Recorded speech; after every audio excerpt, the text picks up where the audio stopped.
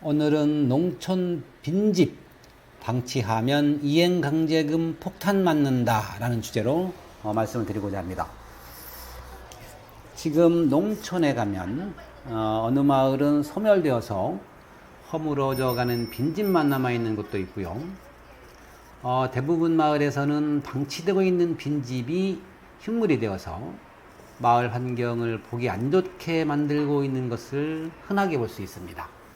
통계청에서 발표한 2021년도 전국 빈집 현황은 139만 5천 채인데요.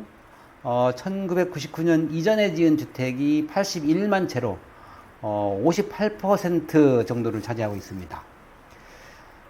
한국국토정보공사에서 운영하고 있는 전국 빈집 거래정보 사이트 공가랑이 있는데요.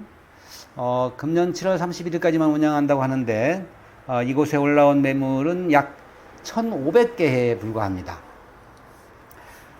이처럼 농어촌의 빈집이 방치되고 있는 이유는 시골에 계신 어르신들이 모두 돌아가시면서 빈집이 생기게 마련인데 상속받은 자녀들이 도해지에 살고 있으면서도 매매도 하지 않고 그냥 방치하기 때문입니다. 빈집이 되면 매매를 하거나 임대를 놓아서 다른 사람이 들어와 살도록 하면 되는데 시골이라서 가격이 얼마 안 되고 관리비가 따로 나가는 것도 아니다 보니까 후일에 보자 라는 생각으로 그냥 방치를 하고 있는 겁니다. 지금 우리나라의 빈집 관련 법률은 두 가지가 있는데요.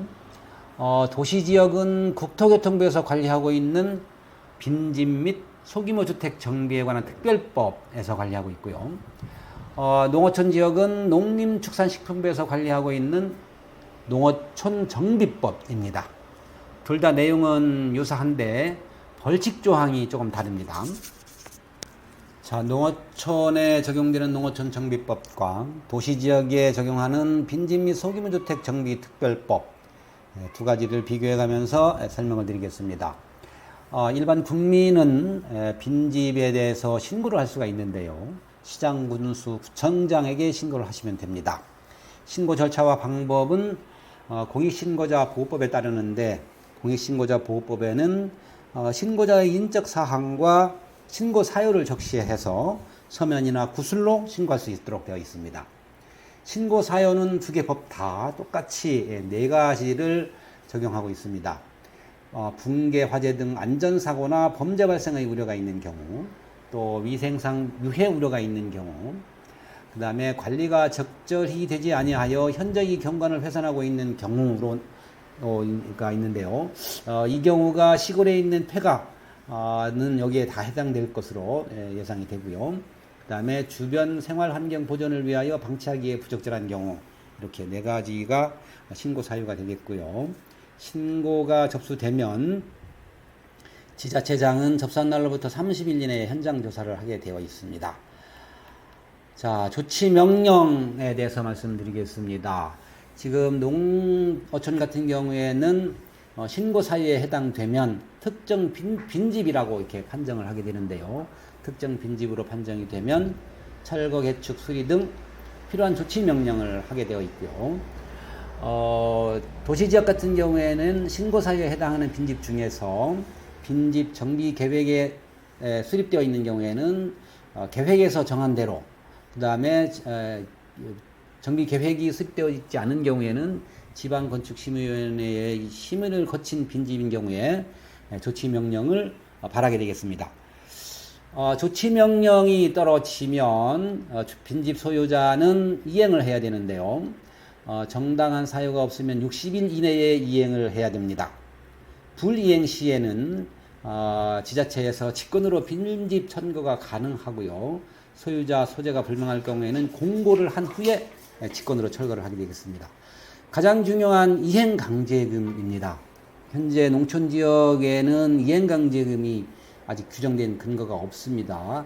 지금 입법하기 위해서 국회에 제출되어 있는 상태고요. 그 내용은 500만 원 이내의 이행강제금을 부과하는 것으로 되어 있고요.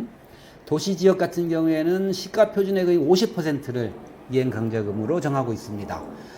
시도 조례로 낮출 수 있는데 낮춘다 하더라도 철거조치 불이행의 경우에는 80%, 기타 명령 불이행은 40% 비율 이상으로 이행강제금을 부과하게 돼 있어요. 이게 80% 40% 하면은 시가표준액의 경우에 40% 20%가 되겠습니다. 이행강제금은 1년에 2회 부과가 가능하고요. 조치명령 이행시까지 계속 부과가 되는 겁니다. 그래서 아주 무서운 벌이다 이렇게 인식하시면 되겠습니다. 이래서 2021년에 관련법을 개정해서 소유자의 빈집 조치 이행 의무를 두었습니다마는 소유자에게 이행 강제금 부과와 같이 실효적으로 강제할 수 있는 근거가 없다 보니까 개선되지 않고 있어요.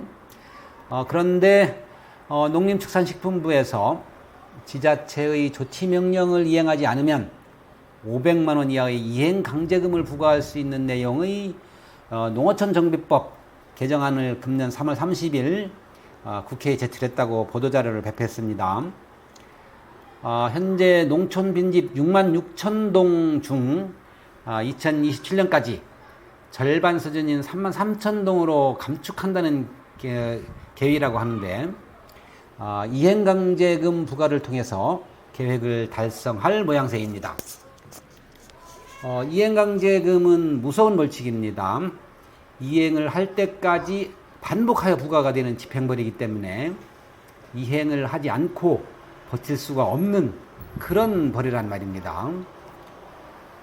일본에서는 가격이 0원인 주택이 흔하다는 말이 있는데요.